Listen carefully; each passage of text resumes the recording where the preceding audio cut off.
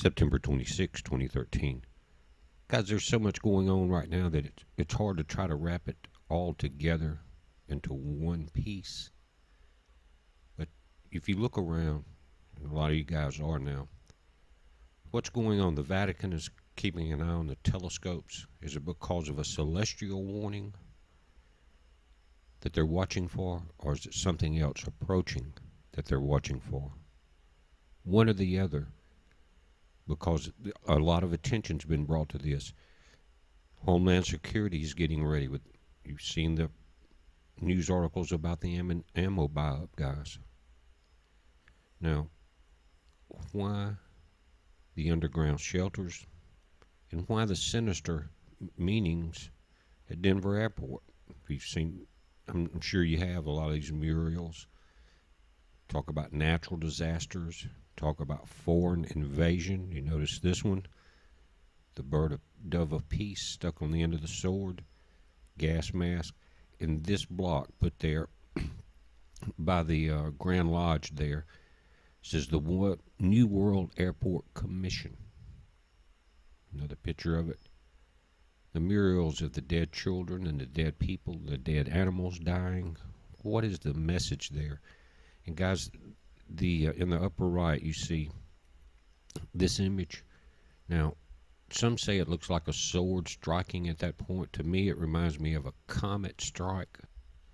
And you've got 8 intersecting lines there. Not sure. And you've got images like this coming out of the suitcase. You've got a demon, a gargoyle, whatever. And guys, these solar panels would run that airport and much more of that underground bunker there at Denver Airport. That's what these are for. And more of our food and ammunition, medicine is being stored underground. The major survival food warehouses all have been contacted by FEMA and requested that they send all available food to them. And these are Russian bunkers. They've been getting ready for a couple of years too. And it's strange how Putin and Obama got together right on the verge of the Syrian war. Something was said. Something was said, and they stopped it. We haven't heard another word, just the Obamacare and the budget. What is going on? What are these people in power waiting for and looking for? That's the question. Out of all the things we do, we're watching the comets and the earth and the powers that be. That is the question. They won't let it be known, so you have to put the puzzle together yourself. And guys, we talked about this in the video about the Anunnaki in the ancient Sumerian text, where after the flood, they decided they didn't want to wipe out mankind all at one time, and every one of them, because then the Anunnaki, remember, they almost starved to death. That may have a couple meanings. We know that they used the human race for slaves. What else were they used for? We know they were DNA experiments, and they were told at the end of the Sumerian text on that chapter we were that they had turned it over to the priest and priestess. And we're looking at the one world power and the one world church merging. It won't be but one church. And what is that leading to, guys?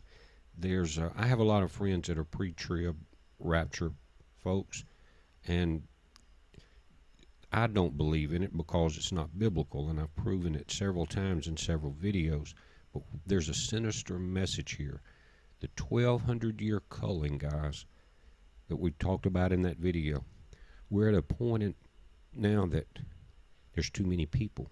If they did something like that now, it would have to be so massive, or there would be a massive revolution. Now, we're both NASA, the Vatican, they're watching space. They will not show Hubble images. They turned off the Space Defense System a month earlier. They did it in September 1st instead of October 1st like they initially planned. But they're spending billions on other stuff. We got the Mars rover. We've got tons of other projects that they're doing. But the things that could help us, they're not. It's as if they realize something is about to happen. They've turned their back on Fukushima. The world has. No nation, no leaders of any nation with any sense would not be addressing that unless they knew that it was too late. They couldn't stop it and something bad was about to happen. Now, here you see one of the new religious, so-called religious men, and he preaches the rapture. And I want to read a verse about this, and I want you to listen, and I want you to pay attention. Again, I don't do this just so that I can catch flack. You try to reach out and maybe help someone that's on the fence. But this is from Ezekiel, and it says, "Wherefore, thus saith the Lord God, Behold, I am against your pillows, wherewith ye there hunt the souls to make them fly. And I will tear them from your arms, and I will let the souls go, even the souls that you hunt to make them fly. Your kerchiefs also will I tear, and deliver my people out of your hand. And they shall be no more in your hand to be hunted, and you shall know that I am the Lord. Because with lies," what? "With lies," it says, "you have made the heart of the righteous sad, whom I have not made sad, and you have strengthened the hands of the wicked, that he should not turn from his wicked way by promising him life." No matter what you do, just follow me and believe, and we're going to get raptured out of here. You don't need to know anything. We're going to fly away. What is God telling these preachers? It says, "Therefore you shall see no more vanity, nor divine divination, for I will deliver my people out of your hand, and you shall know that I am the Lord." There's a message here. There's a lot going on, and again, I don't do these videos about the rapture to hurt anybody. Be prepared either way. Read Revelation. If any preacher tells you you don't need to know it because you're not going to be here, right then, you know something's wrong. Why wouldn't you want another battle plan, guys? And can you imagine this scenario?